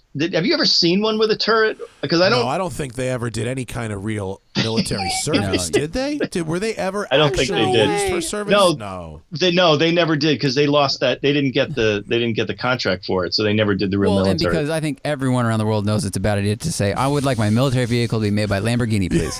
Like, and Lamborghini makes amazing things, but if you're going to be driving across the desert for 1,000 miles with people shooting at you, like, you never want to get in the car and hear like click, click, click, and it's like, one of the fuel, relays has actually gone bad. This is a thing we know that happens. So blow on it, put some ice around it. Yeah. No, you got to replace the whole fuse box. Everybody does it. Like everybody knows. Everybody. No, those things had that fuse box fixed. They had Countach engines in them, and every single Countach engine, every single one, if it runs today, it has had to have all of its valves replaced because every single Countach was built with. I don't know where Ferruccio Lamborghini was buying his valves, but I think he was buying them from like the same guy who made his fucking pasta or something because they just melt. They just don't. They just completely disintegrate. Didn't he just cast them outside in like a bucket of sand? Yeah. So what he did was he got Hershey Kisses, put them in sand, and then he just poured metal where the kiss was and melted it. It's a little chocolate valve. So yeah, same thing for the LMs. Yeah, they're at some point they will have had to have a 48 stainless steel valves installed. Jeez. Did those have side drafts? What were the carbs they were all in that? injected. All the LMs were injected. Yeah, they were all injected. Yeah, because they were meant to be a little more like a little more rugged, and I think they also changed the cams on them a little bit, so it's like a little more torque and a little less revs. But side drafts in a mud vehicle would be a problem. Yeah, that would be a problem. Like, I was trying to picture where. Yeah, I mean it's it would be bad anyway. Any way you look at it would be bad. Yeah, but I would take one with a turret for sure. I think it would look good. Someone would outfit. Oh, it would. It would absolutely fit the style of that car, which is fairly blocky. Wouldn't affect the aerodynamics at all. No, because there are none. We got a couple people just throwing money, donating for beers and audio-visual stuff. Thank you very much. We appreciate that. One guy traded his 2017 Levante for a 20 Macan because it's more maneuverable. Please say Maserati the best sound. Smaller vehicle makes sense. I like Macan. Macan's good. Well, I just drove the GTS. The two GTSs, the Macan GTS and that came in Boxster GTS 4.0s. Oh, did you enjoy those? The 4-liters? Yeah, I did. I mean, it's like I didn't. I think on the road, I didn't miss the. Although the suspension is better. Like I don't know if you remember the first GT4, right? I mean, what a harsh thing that was to drive around. It was a little stiff. Yeah, it was a little stiff on the road. Yeah. Yeah. Having the standard S suspension, PASM and all that other shit is solid. On the track, I mean it was one of those things where we're in Estoril and we're chasing the hot shit German. Did you go to Estoril? Estoril's fun, isn't it? It's really fun. It really it flows really nicely, and if you're following like the fucking 17-year-old hot shoe, who wants to make sure that the journalists know who can drive better. Yeah, York's on it. Don't worry. It's great. I mean, the only thing, and obviously, like, it's not going to be a big deal for 99% of people, is that if you're really, really on it, you're really drawing down from a high-speed straight, and you're going, it can get a little squirrely because of the camber effect of having just the struts and without the rest of the shit on it. But whatever, it's great. It's a great, fantastic car. Everything else is perfect. A road car with really occasional track work. I think if anyone who's really serious about the track has plenty of options from Porsche at this point. I drove Boxster Spider with that engine, and I did not find it to be punishingly harsh at all. The second gen, the new gen, is good. It's not the blue one. The blue one. It's a great car. It was fantastic. Yeah. Did you have the blue one too? Yeah, everyone drove that one. That was the village bicycle. That thing. When you were in Estoril, did you stay at that amazing hotel that's like 100 yards from the track? Yes. It's like a golf resort. all the gin in the world on that bar. Oh, the gin. Yeah. Fucking Spain and Portugal with the gin and tonics. Yeah. I mean, it's just, that place was great. I feel like we were in Spain. We were out. And they, remember, Mike, we were Morocco. I think we went out to dinner like the night we got back and everything was done. And we go to a bar and we order gin and tonics, and they bring 3 bottles of tonic. And then they set down glasses with ice in them, and the lady just starts pouring gin, this Nordes gin, which is delicious. And she just poured, she just looks at us, and she's still pouring, and we're like, oh, that's good. Oh, you want? And then she went to the next person, and she just would stop when we said stop, and charge us all $1 for the gin and $3 for the tonic. Nice. Like, that is how that bar will not be open for a long time. Because I went and bought a bottle of gin, it was like $30 later, and she poured, it's like 15. That was like half a bottle gone with like 4 people. It was. Like, no, and I hadn't had gin for like 20 years. I had a bad experience in college. I was in one of those never again things. And Johnny Lieberman was at that hotel with me. We're at the bar. He's like, "We're in Portugal. You drink gin." I was like, "All right, fine." And he made me a Sipsmith gin with what is it? Three Palms? Is that the name of the? What? There's a really good tonic water. Oh. No, it's I can't think of it. It's something Fever Tree. It's Fever Tree. Fever Tree. It's tree. Yeah, Sipsmith gin and Fever Tree tonic. That was the jam. A gin and tonic is delicious. That's fucking good. That's real good shit. Yeah. Fever Tree is excellent. I bought a bunch of that just to drink, and I was like, after like 2 4-packs, I was like, I don't think I'm gonna be drinking just tonic. Yeah. I think I'm done with it. It was delicious for like half a day. Yeah. And then you're like, wait a minute. Yeah, it's $8 for 4. No, it's like, I think I'm done. Yeah. SodaStream, bro. It's about that SodaStream. Yes. All right. What else you got before we get out of here, Zachary? Quick one. Ever driven Mines Road between San Jose and Livermore? I drove the Exocet on that road. Yeah. Filmed a lot of big muscle there. Yeah. Good road. Wait, is that near where Bruce Canepa's place is? No, it's like an hour from there at least, depending on traffic. Oh. Yeah. I don't know California. It's near San Jose. It's a good road out east of the Bay Area towards some wineries. Okay, BMW M1 versus 1M. Which wins on the track? Well, I think we know the answer to that, but like, what do you guys like better? I had that day for a drive on NBC did. Sports in the M1, and it was amazing. I did 50 laps of Spartanburg, and the car didn't break, and it worked. And then I drove it to lunch, and it was nice. And it was kind of like a lightweight, a little underpowered Lamborghini, but with that nice BMW rasp. It was fucking good. I see why they charge a lot of money for those things now. It was nice. Yeah. That was lucky. I've never driven that thing, but that was the way. Yeah, I remember the one where you sort of sang along with the engine in that segment. You did this thing. It's the only thing I remember. But I remember it being looking really great and sounding really great. It was a cool, really, really cool car. I'm M1 over 1M, and that's, I mean, the 1M is very cool. I don't think anyone's not saying that. 1M's great. Do you know who's not into the 1M? Because I think I was coming up with like best cars of the decade, and 1M was 1 Series M was on it. And Johnny fucking piped up and was like, "That's a softy piece of shit thing." And I'm like, that's nothing that I remember about that car was anything that Johnny remembers about it. And I don't know what the hell. How is that? I'm with you. I would put that in the list. And also, I mean, how many other BMWs could you buy new in 2011, drive for 40,000 miles, and sell it for exactly what you paid for it now? I mean, zero. None of them. Yeah. Z8. But you beat me to Z8, Spinelli. Very good. Z8s are like, woof. Ooh. Have they settled a little bit? Z8s went wild for a second.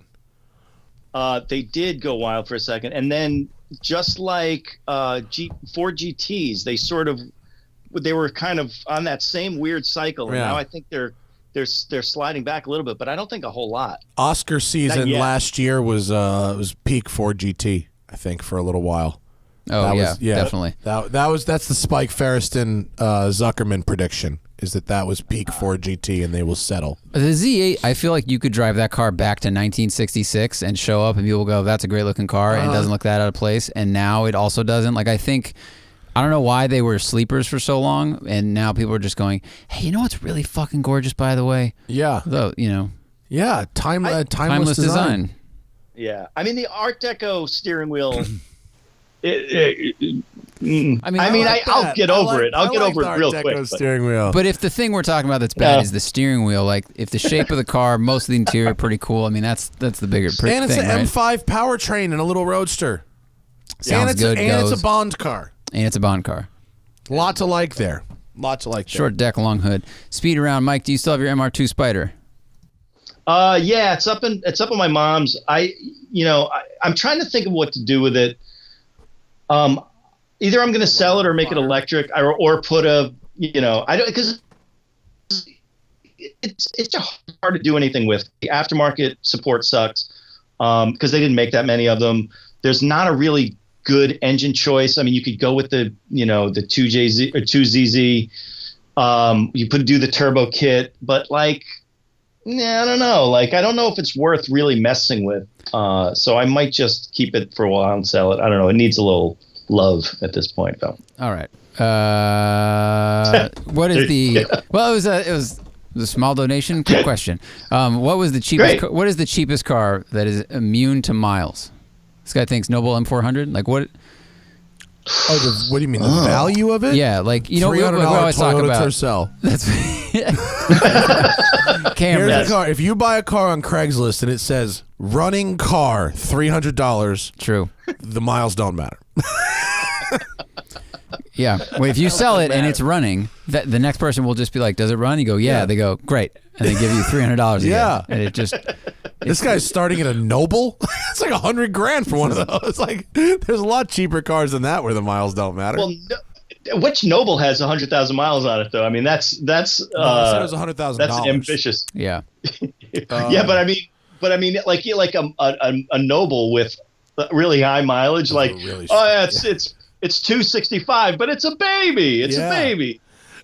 Dude, this guy. There's a thread right now on Reddit that I was browsing that was just posted up, and it was asking. Someone posted requesting owners of V12 powered cars to post their fuel economy, and that was it's a bunch of low teens, reporting. But one guy has put 115,000 miles on a Diablo. Whoa! Drives it all over Europe. Has an early '90s Diablo. And good for him. Yeah, and he's put 115K on it. Badass. I love that, man. Because if you bought the car and you really love driving it, and you're just like, I'm just gonna drive it. I bet a Diablo has I bet a non-salvage title Diablo, driving in decent shape, has an absolute floor. What do you think, Spinelli, of $85,000 or $90,000? Absolute floor. Just a straight Diablo, not an SV, just a regular. Yeah, just assume a regular Diablo, but it has 115,000 miles on it, but it works. I would have said more. I don't know. I think 80 might be too low. I don't think you could even. I don't even think they would part with it for 80. I think it would have to be 90. You think so? I think that'd be the absolute floor for a running Diablo. Maybe, but I mean, I don't know. You'd be lucky to get that. I think even with all those miles on it. Yeah. I'd love to if have it's a got 115,000 mile Diablo. I'd put 100,000 more. It'd be great. I bet it works really good. I hope I put 100,000 miles on my car. That would be cool. That'd be really cool. And the stories that would go along with it would be great. Yeah. I need to take a road trip in it somewhere. I don't know when the valves would be done. The valves are a lifetime. That's a lifetime upgrade. Yeah, it's been done, and once it's done, it's done forever. Amazing. Yeah. The problem wasn't that it eats and goes through valves. The problem was that the original valves were shit, and you take them out and put in good ones, and then it's just solved forever. Got it. Yeah. Land Cruiser, what was that? The 80? Yeah. With the factory lockers, 200,000 to 500,000 miles, same price as whatever. Or a 300D Mercedes. That has where it's that price is $550, $800. Yeah, if it's under 100,000 miles, it's like $90,000. Right. If it's over 100,000 miles, it's $5,000. That's another thing. It's it's immune to miles to 90, and then there's a new price from 90 to 300, and then there's a new price from 3 to 6, and it's it's levels. Right. Privately owned, cab driver in Paris, cab driver in Dahar. Gambler car. Gambler 500 car. Gambler car, and then biofuel converted, but the dude lives in it.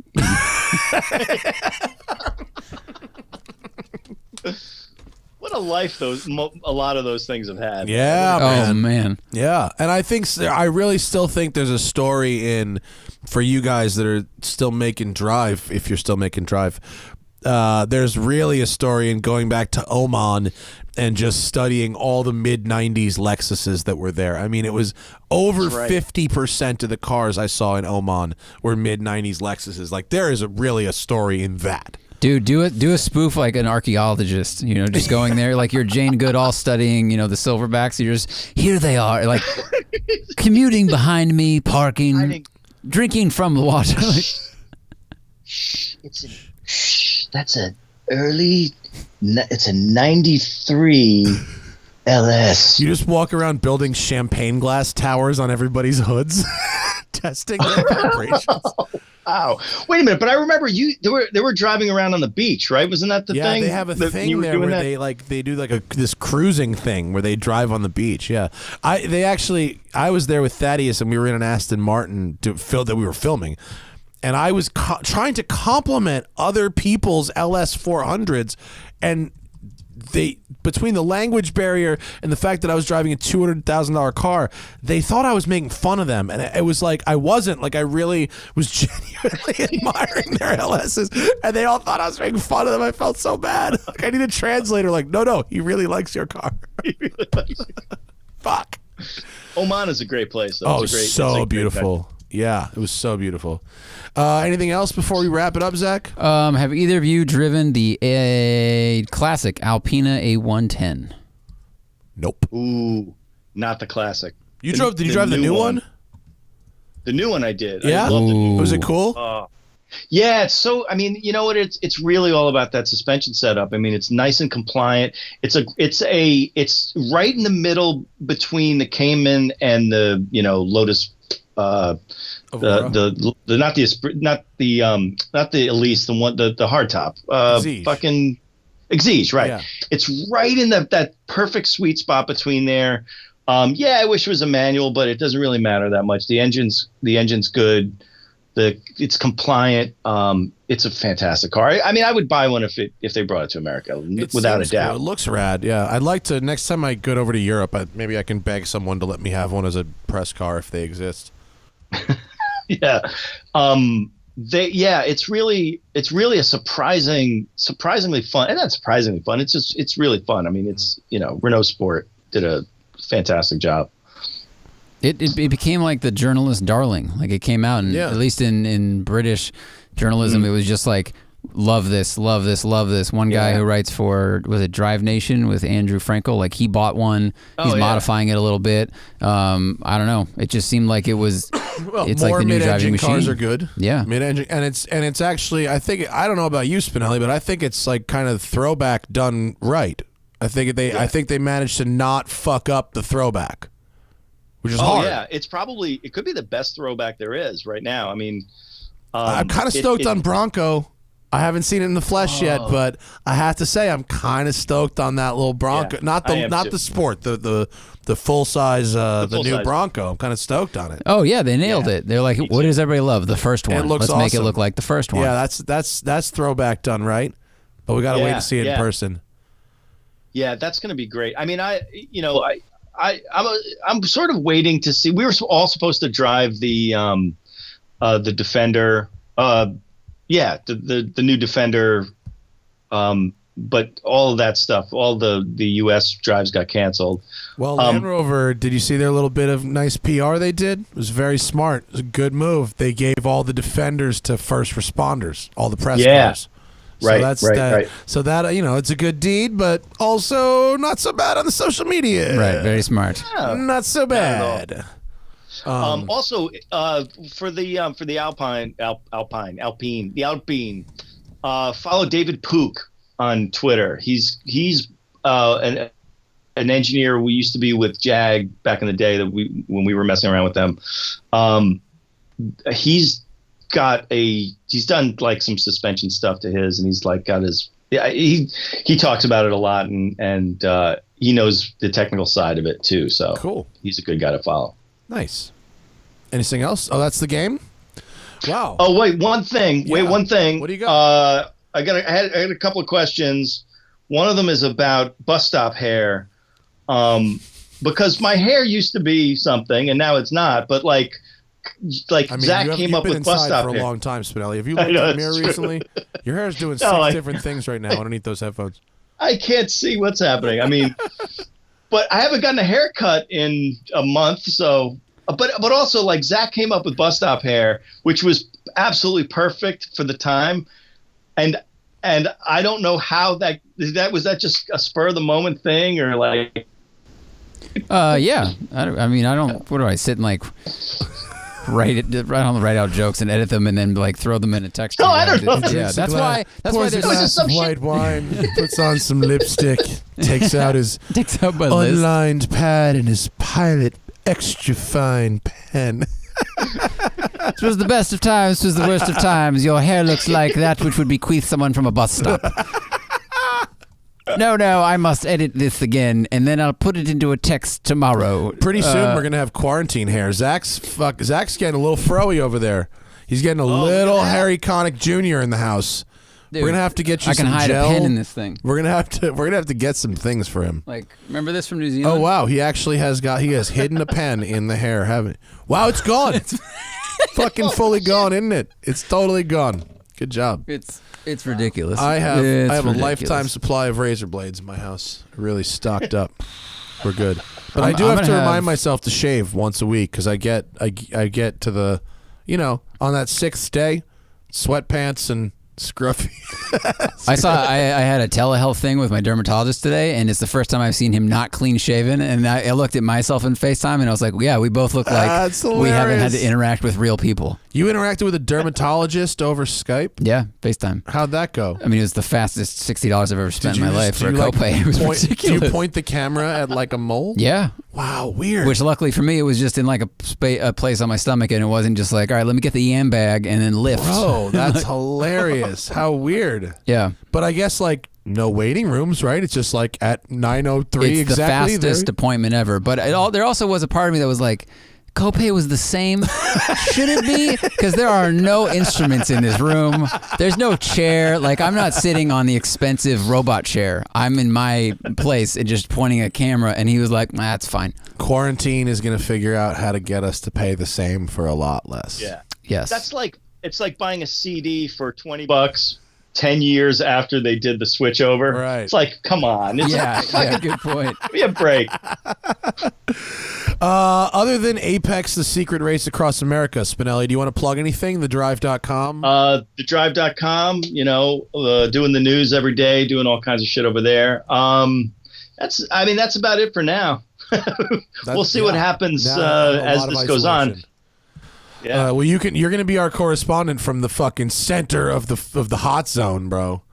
Yeah, if I walk down the street and make a left, that I could walk in like 3 blocks. That's where the first testing center is. So it looks like, yikes. Like when that scene in E.T. when they came, all the guys in the hazmat suits came and put the thing around E.T.'s house, and made it into a hospital. That's kind of what it looks like, and you can hear the bullhorn sometime, or they're telling the people in the cars to stay in the cars and stuff. It's so crazy, dude. I mean, it's real as fuck over there. Yeah, and it's like, when I first read that, because like I grew up, the 2 towns over from that too, so I'm like, fuck, New Rochelle. Oh boy, this is gonna be something.